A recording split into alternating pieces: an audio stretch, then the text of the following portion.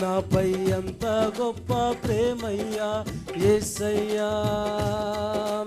గాయాలు కట్టినావు యేసయ్యా, నాకై గాయాలు పొందినావు యేసయ్యా.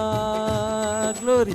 గాయాలు కట్టినావు యేసయ్యా, నాకై గాయాలు పొందినావు యేసయ్యా. కన్నీరు తుడిచినావు యేసయ్యా, నాకై కన్నీరు కార్చినావు యేసయ్యా. కన్నీరు తుడిచినావు యేసయ్యా, నాకై కన్నీరు కార్చినావు యేసయ్యా. ఊహించలేని ప్రేమయ్యా, నా ఊహ కందని ప్రేమయ్యా యేసయ్యా. ఊహించలేని ప్రేమయ్యా, నా ఊహ కందని ప్రేమయ్యా యేసయ్యా. ఎంత గొప్ప ప్రేమయ్య. గ్లోరీ. యేసయ్యా, నాపై ఎంత గొప్ప ప్రేమయ్యా యేసయ్యా. ఆమేన్ ఆమేన్. ఎంత గొప్ప ప్రేమయ్యా యేసయ్యా, నాపై ఎంత గొప్ప ప్రేమయ్యా యేసయ్యా. హల్లెలూయా హల్లెలూయా. ప్రార్థన అపాయము నుండి తప్పిస్తుంది. ప్రార్థన ఏ పరిస్థితులైనా కాపాడగలిగిన శక్తి ఒక ప్రార్థనకు మాత్రమే ఉంటుంది. నీ భర్త మారలేదంటావేమో, నీ బిడ్డలు మారలేదంటావేమో, నీ అత్త మారలేదంటావేమో, నీ ఇరుగు పొరుగు వారు మారలేదంటావేమో, ప్రార్థన చేయి. దేవుని స్వరం వినబడాలనే ప్రార్థన చేయి. ఆ స్వరము ప్రతి ఒక్కరితో మాట్లాడు. దేశంలో పౌరు స్వరము వినబడుచున్నదే. పౌరు స్వరము కేక వినబడుచున్నదే. వినబడినప్పుడు వినాలే.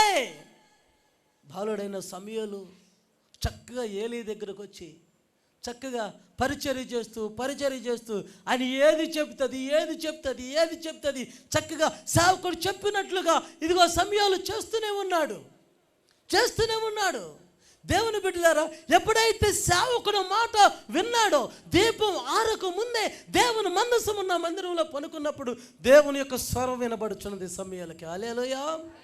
చూడండి 4వ వచనము 3వ అధ్యాయము 1 సమూయేలు గ్రంథము తీయండి ఒకసారి. చక్కటి బైబిల్ పరిశుద్ధ గ్రంథాన్ని 1 సమూయేలు గ్రంథము 3వ అధ్యాయము 4వ వచనం.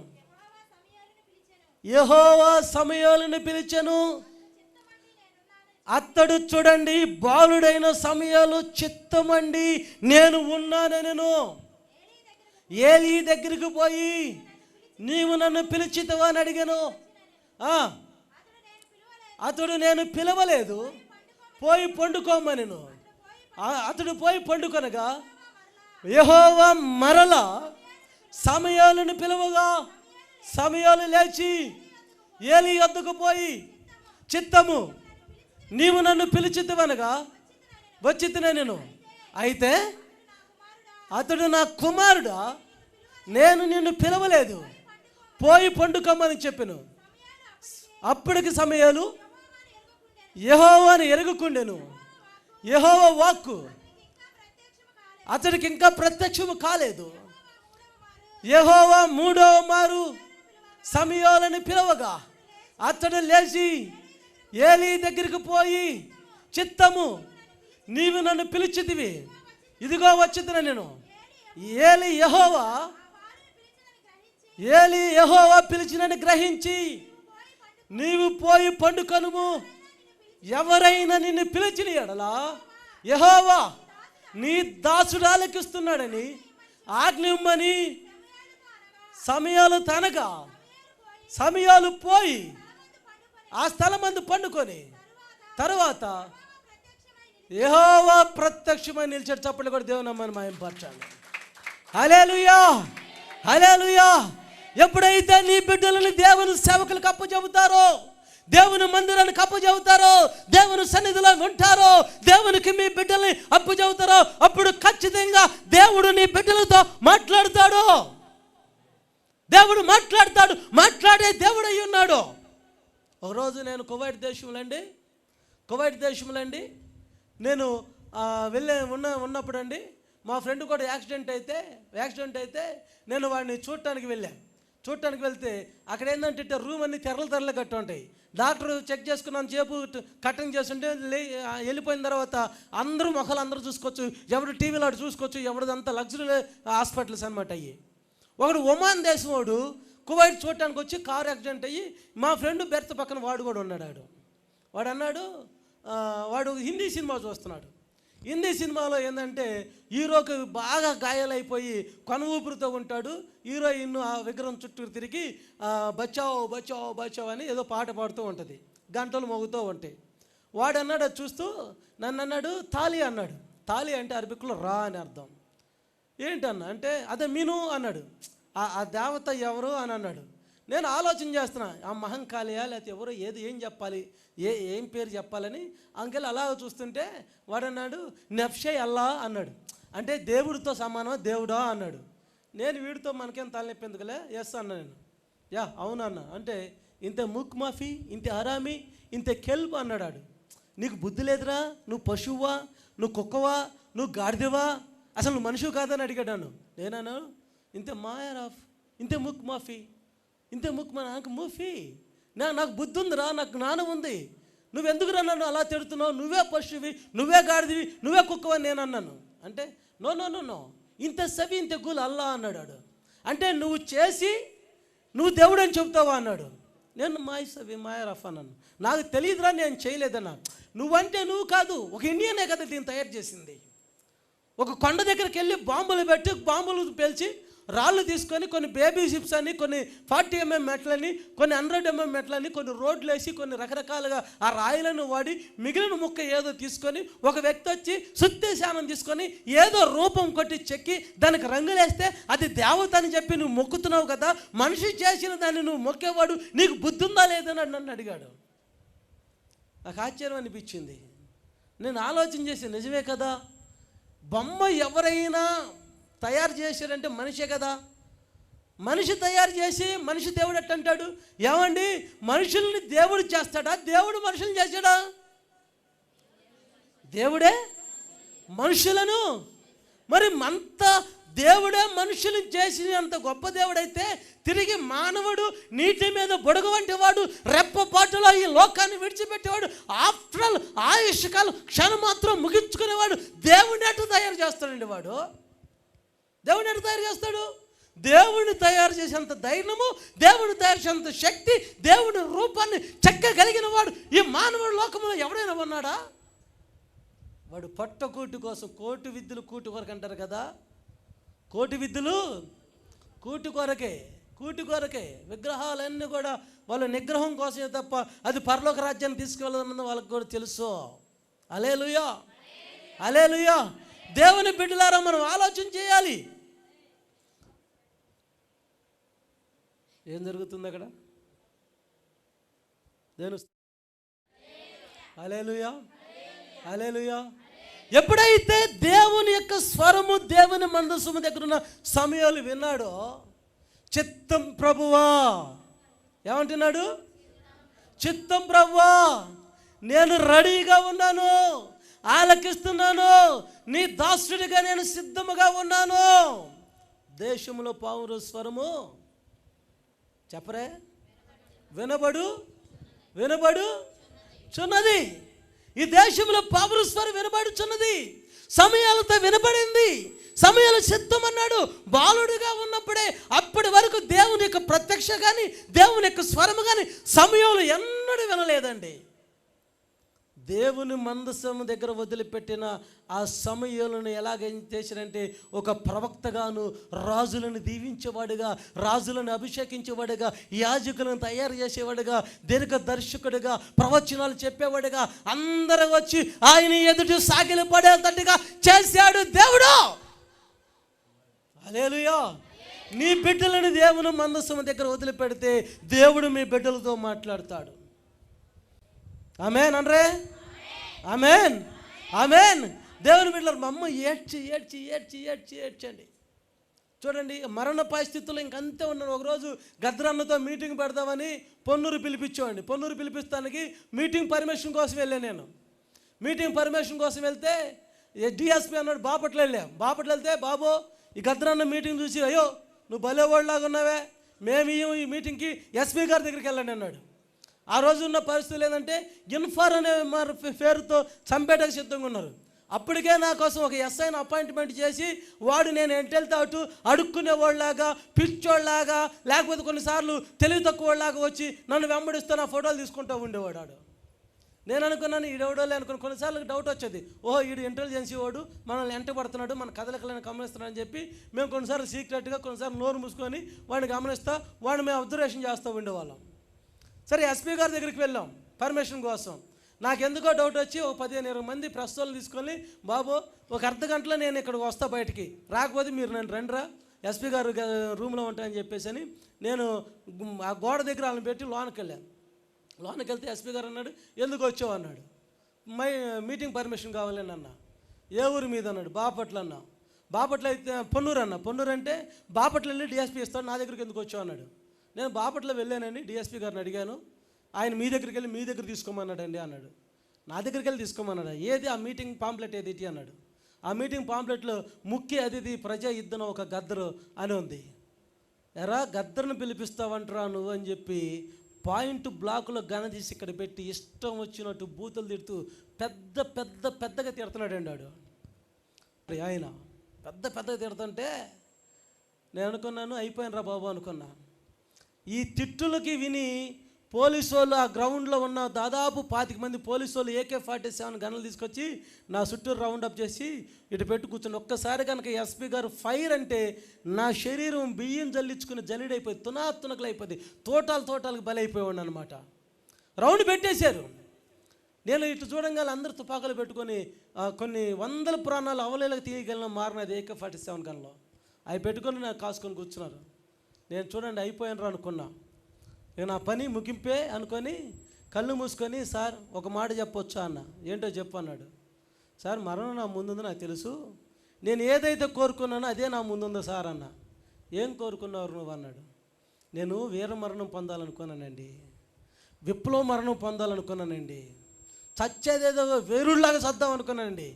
అలాంటి మరణం నేను ఇప్పుడు నా ముందుందండి, అదే నేను కోరుకున్నానండి. చంపేయండి సార్, నన్ను చంపేసి మీ కాంపౌండ్ వాళ్ళు బయట 25 మంది 20 మంది ప్రస్తుతాలు ఉన్నారు, వాళ్ళకి నా డెడ్ బాడీ అప్పచెప్పేయండి.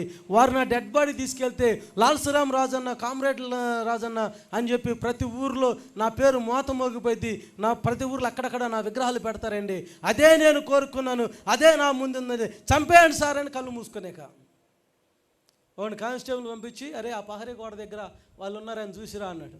వాడు అన్న సార్ ఉన్నారు సార్ ప్రస్తుతాలు ఉన్నారండి అన్నాడు. అరే లేరా అన్నాడు. నన్ను లేచా. నువ్వు మళ్ళీ ఎప్పుడైనా దొరకపోతావు, కుక్కను కాల్చినట్టు కాలుస్తారు నేను అన్నాడు.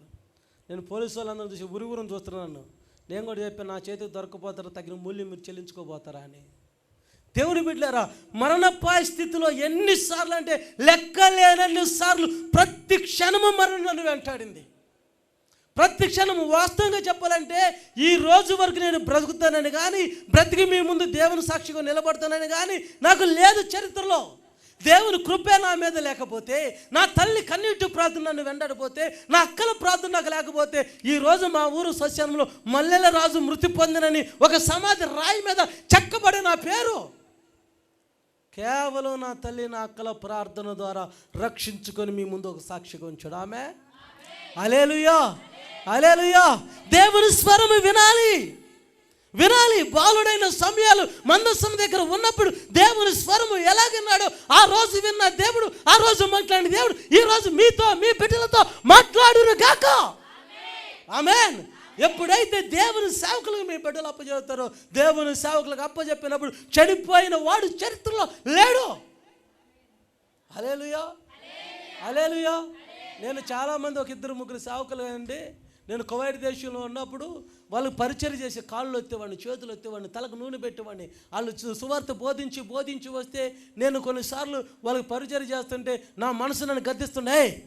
మళ్ళీ రాజు నువ్వు ఇంట్లో ఉన్నప్పుడు, ఇండియాలో ఉన్నప్పుడు రాజులాగా బతికిన వాడు కదా, నువ్వు ఇక్కడెందుకు కాళ్ళు ఎత్తుతున్నావు, ఇక్కడెందుకు పరిచయం చేస్తున్నంటే నేను అనేవాడిని సాతానా నాలో జలుబు, ఆయన ఒక సేవకుడు, ఒక యాజకుడు. నేను ఆయనకు పరిచర్య చేయాలి. ఏంది నన్ను చేయొద్దంటావు అని నా సాతాను గాని గద్దించి నేను ఆయనకి సేవ చేసేవాడిని. నేను ఎలాగైతే సేవ చేశానో దేవుడు అంతకంటే 10 రెట్లు సేవ చేసేటట్టు నా దగ్గర పిల్లలను పంపించాడు. హల్లెలూయా, హల్లెలూయా. నువ్వేదైతే విత్తుతావు అదే కోస్తావు. నువ్వేదైతే స్వరం వింటావో అదే నీలో వస్తుంది. సాతాను స్వరం వింటే సాతాను పనులే చేస్తావు. దేవుని స్వరం వింటే దేవుని చిత్తములో నువ్వు నడిపించబడతావు. దేవుని చిత్తములో నువ్వు నడిపించబడతావు. హల్లెలూయా, హల్లెలూయా. ఒకసారి కాదు, 2 సార్లు కాదండి. మరణం ఎన్నిసార్లు వచ్చినా దేవుడు చిత్తంలో మేము ఉన్నాము కాబట్టి దేవుని కృపను బట్టి ఎన్నిసార్లు కాపాడాడు నన్ను, ఎన్నిసార్లు కాపాడాడు. ఎన్నిసార్లు తుపాకులు పెట్టి తీశారు నా దగ్గర నుంచి.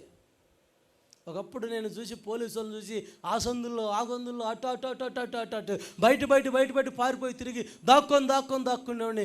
అలాంటి స్టేషన్, అలాంటి ఊర్లో నేను వెళ్తే పోలీసు వాళ్ళు నమస్తే సార్, వచ్చి కూర్చోండి సార్, కాఫీ తాగుతారు, టీ తాగుతారు అనే పరిస్థితి దేవుడు నన్ను తీసుకొచ్చాడు. ఆమేన్, హల్లెలూయా, హల్లెలూయా.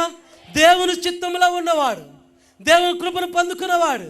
మీరు అనుకోవచ్చు, నా భర్త మారట్లేదు, నా భర్త మారట్లేదు, నా బిడ్డలు మారట్లేదు, నా భర్త తాగుబోతు, నా భర్త తిరిగిపోతు, వాడు కొడతాడు, వాడు తిడతాడు, మత్తు తిడుతుందని నువ్వు అనుకోవచ్చు. మారడా?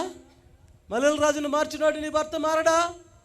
భర్త తాగుతాడని, తాగి కొడతాడని, అత్త తిడుతుందని, తిట్టి పొమ్మంటుందని బాధపడకమ్మ నా చెల్లెలా, దిగులు పడకమ్మ ఓ చెల్లెలా. గ్లోరీ, ఆమేన్. భర్త తాగుతాడని, తాగి కొడతాడని, అత్త తిడుతుందని, తిట్టి పొమ్మంటుందని బాధపడకమ్మ నా చెల్లెలా, దిగులు పడకమ్మ ఓ చెల్లెలా. తాగే భర్త ఎన్ని నాళ్ళు తాగుతాడమ్మా, తిట్టే భర్త ఎన్ని నాళ్ళు తిడుతుందమ్మా. తాగే భర్త ఎన్ని నాళ్ళు తాగుతాడమ్మా, తిట్టే అత్త ఎన్ని నాళ్ళు తిడుతుందమ్మా. తోడు ఉంటాడు యేసుదేవుడు, నిన్ను కాపాడే యేసు రక్షకుడు. తోడు ఉంటాడు యేసుదేవుడు, నిన్ను కాపాడే యేసునాథుడు. హల్లెలూయా, హల్లెలూయా. భర్త తాగుతాడనని పరిస్థితులు మారవని చెప్పి అన్నా నా బ్రతికి ఎప్పుడు ఇంతేనన్నా, నా బ్రతికి ఇప్పుడు అంతేనా అనబాకు. నెగటివ్ థాట్స్లు ఎప్పుడు ఉండొద్దు దేవుని బిడ్డలారా. ఆమేన్, ఆమేన్. దేవుడు నాతో మాట్లాడతాడని పాజిటివ్ థాట్స్తో ఉండండి. నా బిడ్డలని దేవుని మనసుని దగ్గర, అన్నా చూడండి చక్కగా దేవుని మనసుని దగ్గర వదిలిపెట్టింది. తన భర్త తనని వేధించుండొచ్చు, బహుశా రాయబడలేదు కానీ పరిశుద్ధ గ్రంథంలో పరిశుద్ధాత్మ దేవుడు నేను అడిగితే ప్రభు ఎలాగా ఆమె ఇచ్చింది అన్నప్పుడు తన భర్త అంట కొన్నిసార్లు నోరు కొట్టి అంట అన్నాని, కొట్టినా తిట్టినా ఏం చేసినా ఈ బిడ్డ దేవుడు ఇచ్చాడు కాబట్టి దేవుని మనసు దగ్గర ఉండాల్సిందే. ఆమేన్, ఆమేన్. ఎప్పుడైతే దేవుని మనసు దగ్గర ఉన్నాడో దేవుడు మాట్లాడుతూ మొదలు పెట్టాడు. నీ బిడ్డలు కూడా దేవుని మనసు దగ్గర ఉంటే నీ బిడ్డలను బట్టి నీ భర్తను మార్చగలడు, నిన్ను మార్చగలడు, ఈ ఊరు గ్రామ ప్రజలు మార్చగలడు. ఆమేన్, హల్లెలూయా. ఎవరిని ఎక్కడ ఎలా పట్టుకుంటాడో నీకు నాకు తెలియదు కానీ దేవునికి తెలుసు. హల్లెలూయా. నువ్వు అప్పు చెబుతూ నీ వంతు అయితే నీ బిడ్డను ఆయన పాత్రగా మార్చుకోవటం ఆయన వంతు అయ్యున్నది. 10-20 వేలకి ఉద్యోగాలకు వెళ్ళి ఆడికి నమస్కారం పెట్టి ఈడకి నమస్కారం పెట్టి 6 రోడ్లు వచ్చి 7 రోడ్లు వచ్చి ఆ చెత్త ఎత్తి ఈ చెత్త ఎత్తడం కావాలా?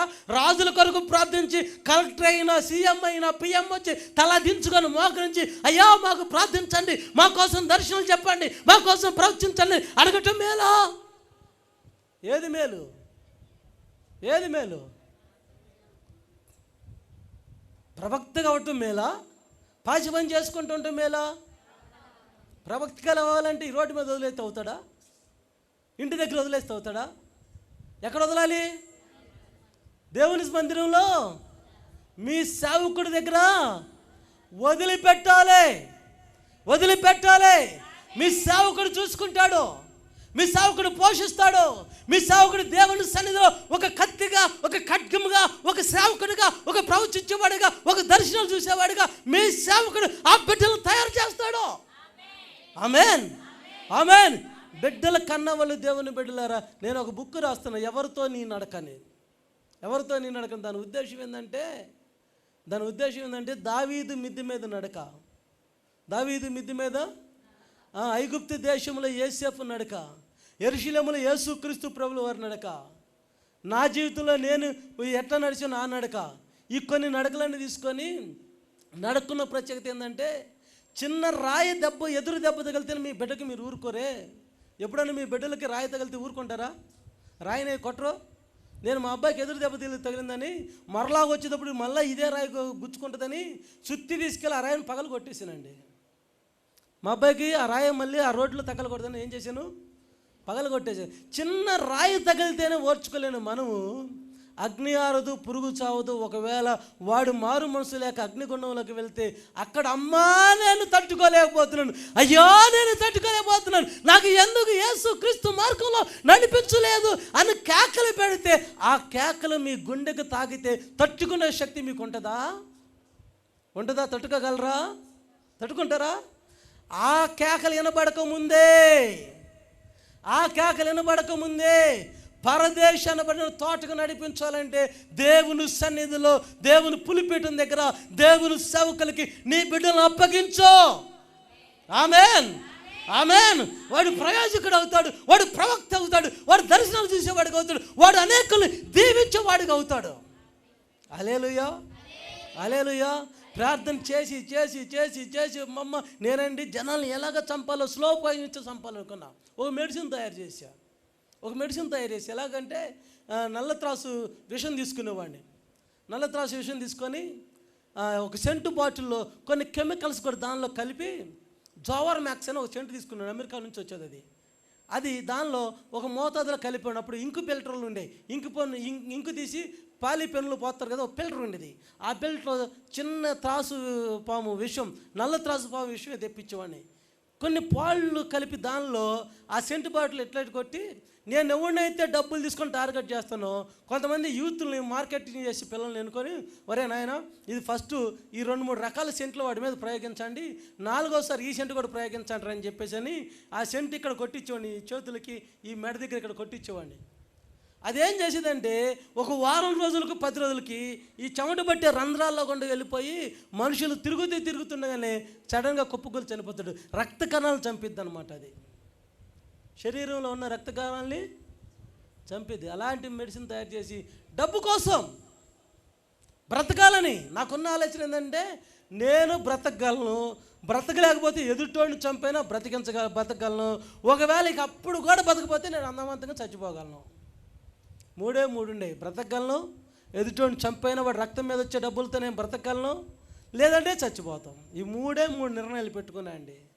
కానీ ఆశ్చర్యమైన ప్రేమ, అంతము లేని ప్రేమ నన్ను వెంటాడి కాచి కాపాడి ఈరోజు ఒక సేవకుడిగా మీ ముందు తీసుకొచ్చింది. హల్లెలూయా, హల్లెలూయా, హల్లెలూయా. దేవుని బిడ్డలారా, ఎప్పుడైతే దేవుని మాట వింటారో, ఎప్పుడైతే దేవుని స్వరం వింటారో, దేశంలో దేవుని స్వరం వినపడినప్పుడు నువ్వు వినలేకపోతే ఈ రాత్రైనా ఒక తీర్మానం చేసుకొని ఈ ఉపవాస పండుగలోనైనా నువ్వు, దేవా నాకు నీ స్వరం వినబడాలి, నీ నామంలో నేను నిలబడాలి, అయ్యా నా హృదయంలోకి నీ స్వరం రావాలి ప్రభుని ప్రార్థన చేయి. ఊరకనే వచ్చి 7 వారాలు ఉపవాస ప్రార్థన అయిపోయిన తర్వాత ఏ వరము పొందుకోకుండా ఏ ఒక్కరు ఉండకూడదు. నువ్వు ఊరకన వచ్చిన దాని కాదు. ఇందాక దేవుని సేవకులు చెప్పాడు, దేవుని ప్రణాళికలో దేవుని రక్తంలో కడగబడితే నువ్వు ఈ స్థలానికి వచ్చావు కదా. వచ్చి ఊరకన వెళ్తావా? ఊరకనే ఉంటావా?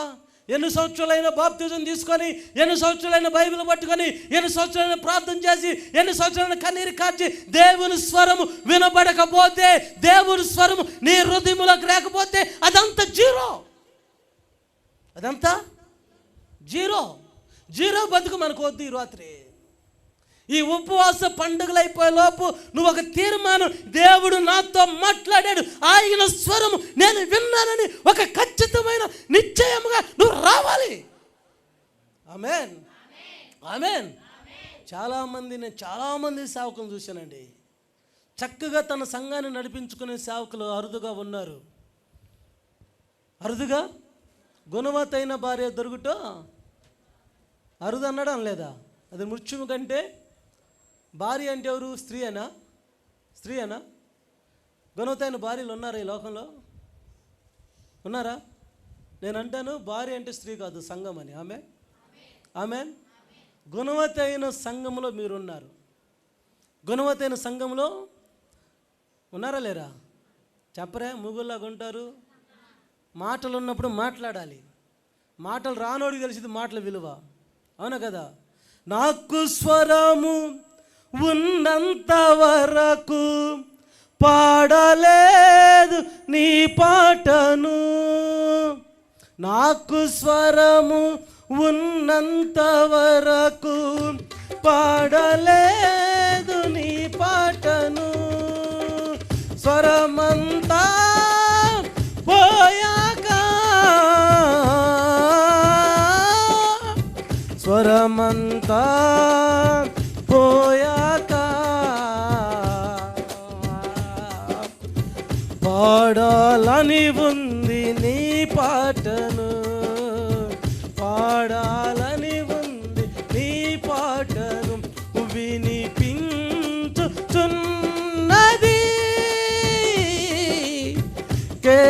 కేకనాకు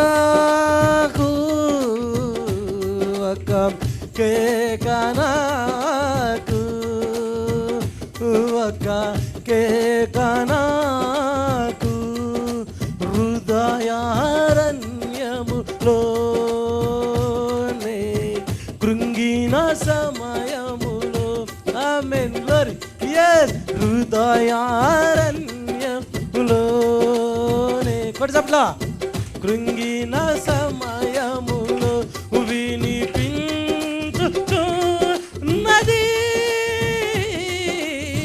కేకనాకు ఒక కేకనాకు ఒక కేకనాకు. హల్లెలూయా హల్లెలూయా. దేవుని స్వరము విన్నావుడు నోవాహు.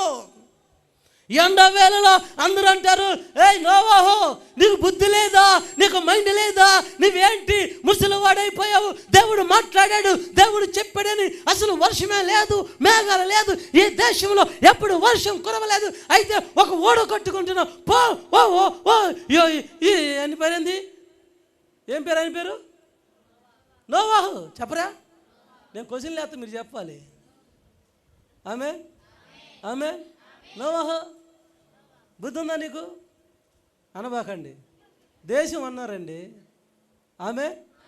దేశం అంతా ఏమంది? నోవా పిచ్చోడిలాగా ఉన్నావు. పిచ్చోడా, నీకేం పని పోట లేదంటరా. వరక చెట్లన్నీ కొట్టేసి పెద్ద వాడ తయారు చేస్తున్నావు. ఏం కొంపలు మునిగిపోతున్నారు. అసలు ఎండ వస్తుందిగా తప్ప మళ్ళా మాడిపోతున్నాయి. ఎండలో మబ్బులు లేవి దేశంలో, మేఘాలు లేవి దేశంలో. లేనప్పుడు ఓడ కట్టుకున్నావు. ఏంటంటే నోవాహు ఎవరు మాట విన్నా? దేశం మాట విన్నాడా? దేవుడి మాట విన్నారా? ఆమేన్. దేవుని మాటే విన్నాడు, దేవుని స్వరమే విన్నాడు. దేశములో పామురు స్వరం వినబడినట్లుగా దేవుడు స్వరం విన్నాడు. ఇదిగో నోవాహు, ఈ దేశం మీదకి జలప్రలయం రప్పించబోతున్నాను, ఈ దేశంలో తుఫాను రప్పించబోతున్నాను, ఈ దేశం అంతా మునిగిపోబోతుంది. నువ్వు ఎందుకైనా మంచిది నేను చెప్పినట్లుగా ఒక ఓడను తయారు చేసుకోమన్నాడు. నవ్వారు. నవ్వితే నాపసేను పండిద్ది అంటారు కదా. నవ్వితే నాపసేను పండి అంత ఇంత ఎంత అయిందంటే అరారాతు కొండల మీద నోవాహు ఓడను పెట్టి అంత అయింది. చప్పట్లు కొడి దేవుని నామమున మహిమపరచాలి. హల్లెలూయా హల్లెలూయా. అంత ఇంత ఎంత అయింది? దేశం అంతా మునిగిపోయింది. ఏ ప్రజలైతే ఏలన చేశారో, ఏ ప్రజలైతే నవ్వుకున్నారో, ఏ ప్రజలైతే సిగ్గు లేకుండా మాట్లాడారో, ఆ ప్రజలు అదే ప్రజలు వచ్చి ఓడ దగ్గరకు వచ్చి, అయ్యో మోకాల దగ్గరికి నీళ్ళు వచ్చినాయి, ఇదిగో మొండం వరకు నీళ్ళు వచ్చినాయి, గుండెల కాన నీళ్ళు వచ్చినాయి, పీకల వరకు నీళ్ళు వచ్చినాయి, ఒక్కసారి తలుపుతి అంటే నోవాహు తలుపు తెరవలేదు. స్వరము విన్నప్పుడే లోనకు రావాలి. ఆమేన్. సువార్త అందినప్పుడే మీరు దేవుని స్వరం వినాలి.